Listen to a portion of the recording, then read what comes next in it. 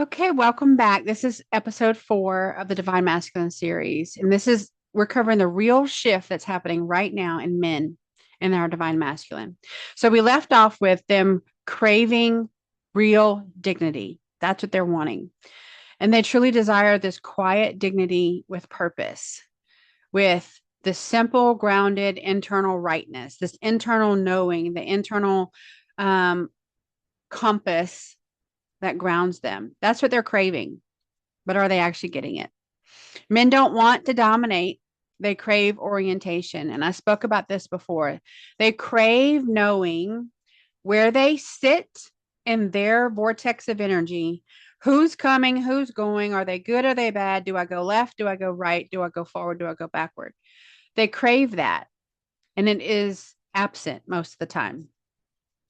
All men thrive when he knows what he stands for, what matters, where he's going, what he's building when he gets there, what is he protecting and why, what is he contributing, and is his presence meaningful and welcomed. No, they don't want to be where they are not welcomed.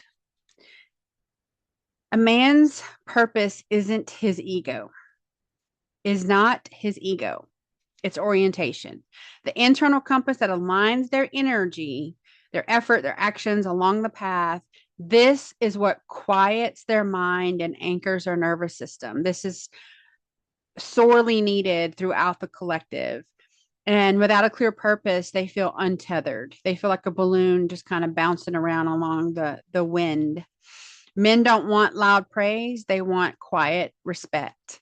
If you're engaged with a man that wants loud praise, you're engaged with an ego, or you're engaged with a soulless being like an NPC or organic portal, or someone who's kind of traded their soul away for praise, power, position, money, that kind of thing.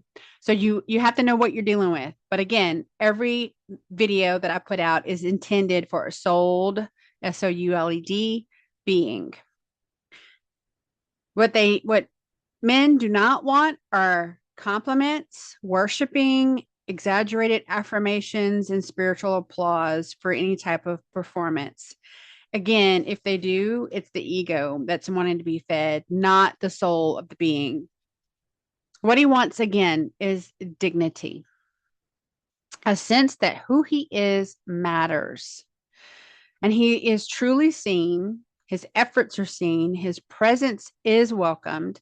And that is what adds value to his life. It's his energy not being judged or belittled, and the space that is not requiring any type of micromanagement, right? You're not trying to dictate his every move. Men will collapse when they're disrespected or they have their efforts belittled. When they rise, they feel dignified, just like us women. Isn't that a shocker? I mean, it's not a shocker. I'm totally being sarcastic, but you would be surprised. Maybe you're not. How many women go, wait, they want to be treated like I want to be treated? If it's with dignity, yes. If it's with respect, yes. If it's with balance, neutrality, and recognizing the effort, not perfection, not performance, yes, indeed. Not praised, not worshiped, just dignified. It's a tall order these days. Men seek their purpose and they don't get there through pressure. The masculine's low vibration shadows thrive when he feels purposeless, like he doesn't know what direction to go into, stagnant or stuck energy, undervalued, belittled, underexpressed, unneeded, and unseen. And this is why he acts out. This is when you see irritable, withdrawn, numb, avoidance, unmotivated, lost in distractions, energetically heavy, and addicted because they don't want to feel that way, but that's how they feel. They also don't know what to do about it. So they act out. It's not laziness, it's a lack of internal direction, and it's a lack of good exterior mentorship. But the opposite is equally true. A man finds his purpose when we see his focus has sharpened, his presence is deepened, he is devoted, his leadership is rising, his nervous system is regulated, his softness comes in an accessible way, and his clarity and energy become magnetic. It is the polar opposite of what most men deal with. Purpose doesn't create a machine.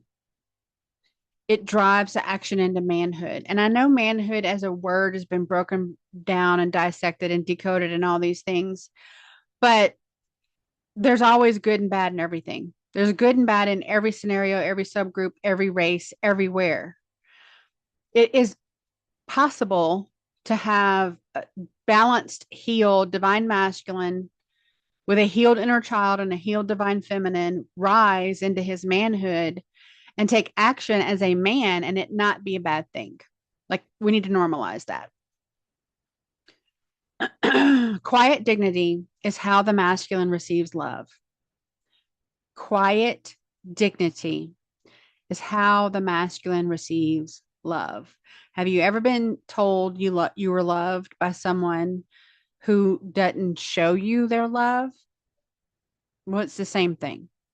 Men are often told how much they're loved, but they're not given the actions of love, where they're not actually received.